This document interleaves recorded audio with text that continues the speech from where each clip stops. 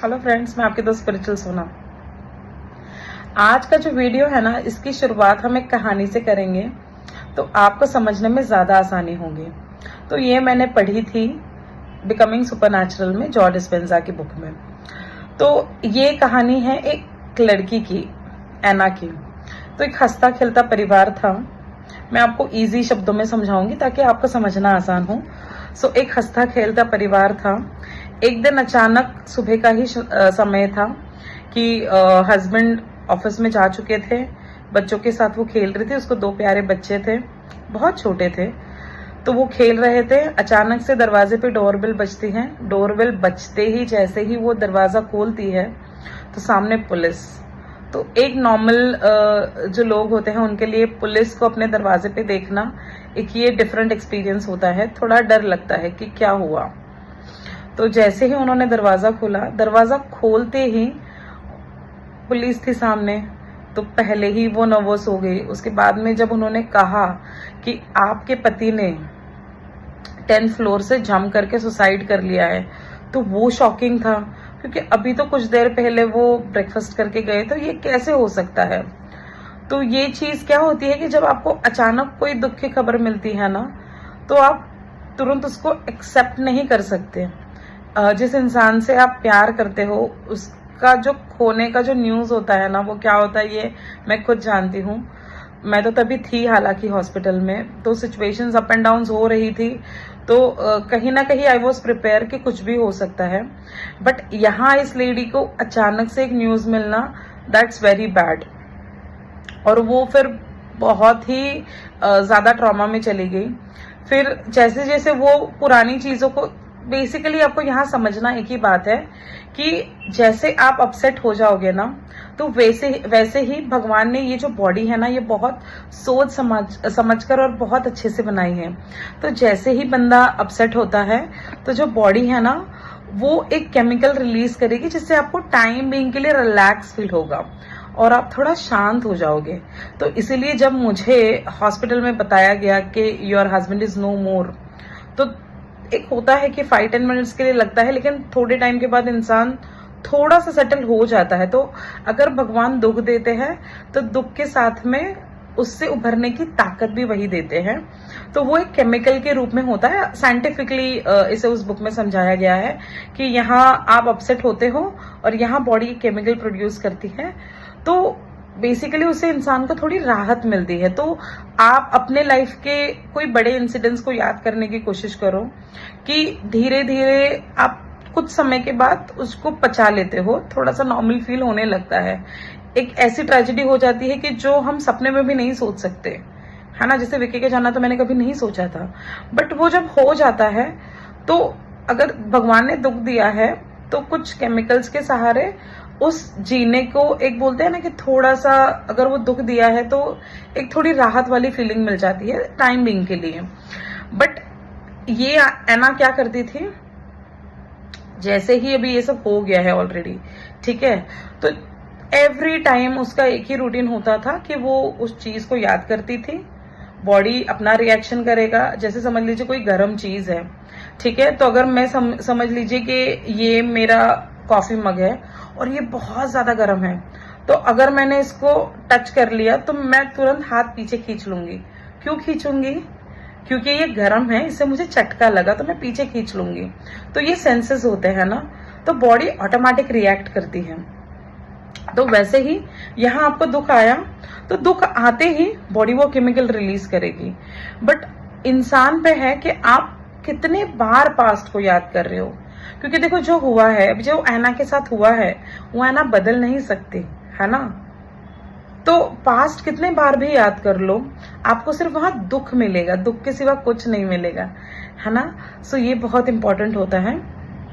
तो ये जैसे हुआ तो वो फिर से याद करती थी, फिर से दुखी होती थी, बॉडी अपना काम करता था, केमिकल रिलीज करता था। फिर होते होते इतने दिन चले गए, वो वही चीजों को याद कर रही है, उसी ट्रॉमा में वापस जा रही है, उन्हीं चीजों को याद कर रही है। तो बॉडी अपना काम कर रहा है। जैसे ही आप दुखी हो रहे हो, है ना, तो वैसे ही बॉडी केमिकल रिलीज करेगी। बॉडी का तो काम है ना, जो भी होगा उस पर रिएक्शन देना, ये बॉडी का काम है। है ना। जैसे अगर आपको कुछ छुप गया तो आप तुरंत हाथ पीछे हटा लेते हो, है ना। तो ये सब रिएक्शंस होते हैं।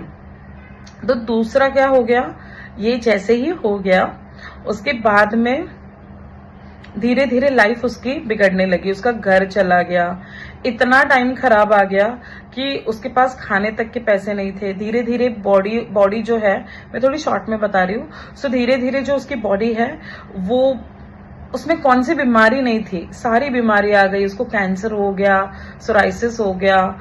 एक समय तो ऐसा आया कि मतलब अब्रॉड में बेसिकली क्या होता है कि कोई भी पर्सन्स लिव इन में तुरंत आ जाते हैं। तो उसको एक बॉयफ्रेंड मिला, तो ऑलरेडी उसके मतलब जैसा आपका ऑरा होगा वैसे ही आप पर्सन्स को अट्रैक्ट करोगे। तो आप खुद हमेशा नेगेटिव सोच रहे हो तो आप नेगेटिव लोगों को ही अट्रैक्ट करोगे। तो हुआ क्या, नेगेटिविटी ने नेगेटिविटी को अट्रैक्ट किया, तो बॉयफ्रेंड भी जो मिला वो भी गलत मिला, वो भी अब्यूजिव, है ना। तो वो भी उससे मिसबिहेव करता था, उसको खरी खोटी सुनाता रहता था। धीरे धीरे टाइम इतना खराब हो गया कि बच्चों के घर चला गया, बच्चों की स्कूल्स के प्रॉब्लम्स हो गए, मतलब कुछ नहीं था। एंड में उसको बॉयफ्रेंड के घर शिफ्ट होना पड़ा, क्योंकि जो परिस्थिति, यही मैंने आपको लास्ट वीडियोस में भी बताया है कि जो परिस्थिति आप अपने मन में रखोगे ना, जो बीज आप अपने विचारों के जरिए आपके दिमाग में बोओगे ना, वो पेड़ बन के ही आपके जीवन में आएगा। तो सिर्फ पेड़ अकेला नहीं आता है, उसके साथ फल फ्रूट भी आते हैं ना। जैसे मैंने एक एप्पल की बी लगाई तो उसे 100 एप्पल आ जाएंगे। सो अगर आपने एक नेगेटिव थॉट दिमाग में पकड़ कर रखा जिसको आप बदल नहीं सकते, तो वो वैसे ही सिचुएशंस आपके जीवन में अट्रैक्ट करेगा। तो धीरे धीरे सब चला गया। एक टाइम ऐसा आया कि वो पूरी बेड पे थी, उसके पास कोई सोर्स नहीं था। फिर उसे पता चला, एक उसके पास लीफलेट आया, पैम्पलेट आया, जिसके थ्रू उसको वर्कशॉप के बारे में पता चला। तो वर्कशॉप के बारे में पता चलने के बाद वो वहां चली गई। वहां जाने के बाद उन्होंने इजीली 2 ही चीजें सीखी कि ब्रेन कैसे काम करता है, और मेडिटेशन आपके जीवन को कैसे बदलता है। तो जैसे अंजना मैम हमेशा कहती है कि अगर आपके घर में ओवन है और अगर आप उसका इस्तेमाल पानी गर्म करने के लिए, पापड़ गर्म करने के लिए कर रहे हो या केक बनाने के लिए कर रहे हो, तो इसमें आप उसका फुल्ली यूज कर ही नहीं रहे हो ना, क्योंकि उसमें तो सब कुछ होता है ना। उसमें तो पनीर टिक्का भी बनेगा, उसमें तो पालक पनीर भी बनेगा, उसमें तो राइस भी बन जाता है, उसमें सब कुछ बनता है। बट हमें नहीं पता क्योंकि कभी हमने उसके बुकलेट को नहीं पढ़ा।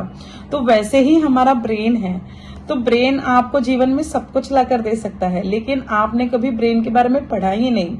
सो इसीलिए ब्रेन के बारे में पढ़ना बहुत जरूरी होता है।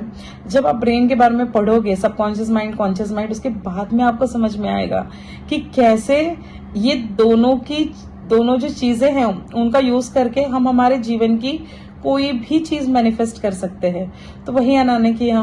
उसके बाद में जैसे ही मेडिटेशन उसने स्टार्ट किया, विद इन 6 मंथ वो अच्छी हो गई। 80% उसकी सारी बीमारियां चली गई, उसका कैंसर चला गया। सो आप सोचिए कि इसके पहले वो इतनी दवाइयां खा रही थी बट उससे ठीक नहीं हुई, सिर्फ मेडिटेशन ने ही उसको ठीक किया। सो ये मैंने मेरी पर्सनल लाइफ में भी यूज किया है। मेरे फादर इन लॉ पे, मुझे भी कभी कुछ हो जाता है तो मैं मेडिटेशन को ज्यादा से ज्यादा यूज करती हूँ, और इसके बेनिफिट्स बहुत सारे हैं। क्योंकि मेडिटेशन से सिर्फ आपको हेल्थ नहीं मिलेगी, हेल्थ, वेल्थ, प्रॉस्पेरिटी, अच्छे रिलेशनशिप, सब कुछ मिलेगा। बट ये मेडिकल इंडस्ट्री वाले बताएंगे नहीं, क्योंकि उनको तो मेडिसिन बेचने में इंटरेस्ट है। क्योंकि देखिए, अगर आप कोई भी एक मेडिसिन खा रहे हो ना, तो उसका साइड इफेक्ट आपके दूसरे ऑर्गन्स पे होता है। तो ये तो 100% है। तो अगर नेचर ने, देखिए ये बॉडी जो है वो यूनिवर्स ने बनाई है, भगवान ने बनाई है, तो ये बॉडी आप उसी को सरेंडर करिए ना, वही आपको रिपेयर करके देगा। जैसे कि मेरा आईफोन है, अगर कुछ हो जाता है तो मैं इसको सर्विस सेंटर में डालूंगी ना आईफोन के। तो यही होता है, सबसे पहले इंपॉर्टेंट होता है नॉलेज लेना। सो जब मैंने अंजना मैम से नॉलेज लिया तो मैं आज आपको बता पा रही हूँ। उसके बाद मैंने बुक रीडिंग स्टार्ट की। सो आपको भी रीडिंग करना इसीलिए इम्पोर्टेंट होता है।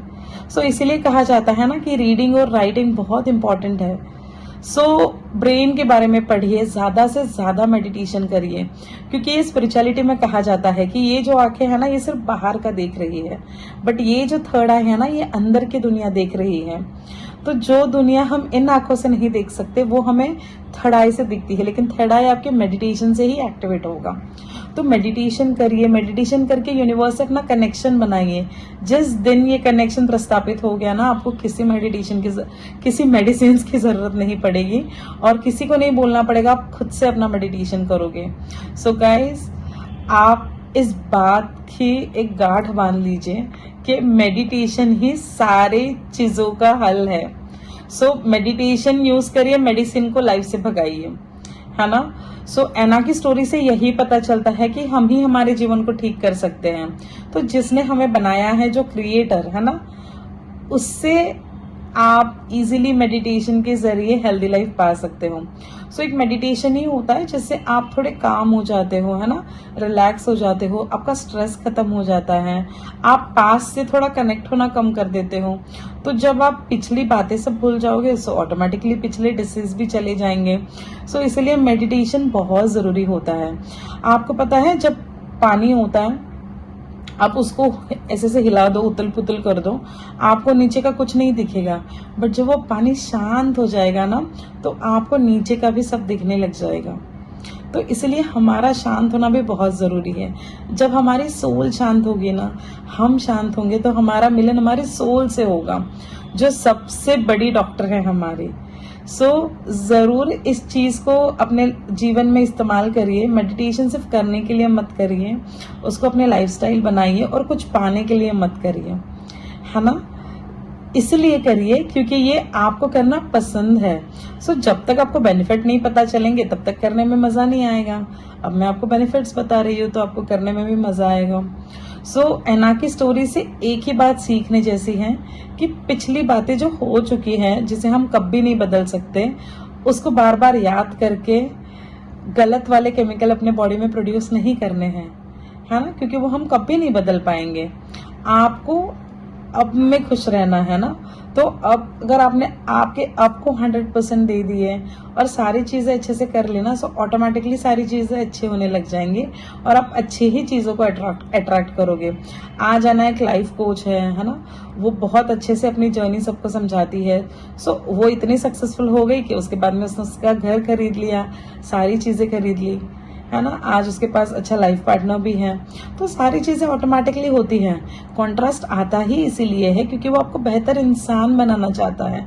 अगर आप बीमार नहीं पड़ोगे तो आपको इन ऑर्गन्स की कभी कीमत ही नहीं पता चलेगी, है ना। जब कुछ होता है तब हमें लगता है कि नहीं, जब ठीक था तो अच्छा था, है ना। तो अब अगर सब अच्छा है तो पहले इनको अप्रिशिएट करिए, ज्यादा से ज्यादा मेडिटेशन करिए और अपने जीवन में ढेर सारी खुशियां पाइए।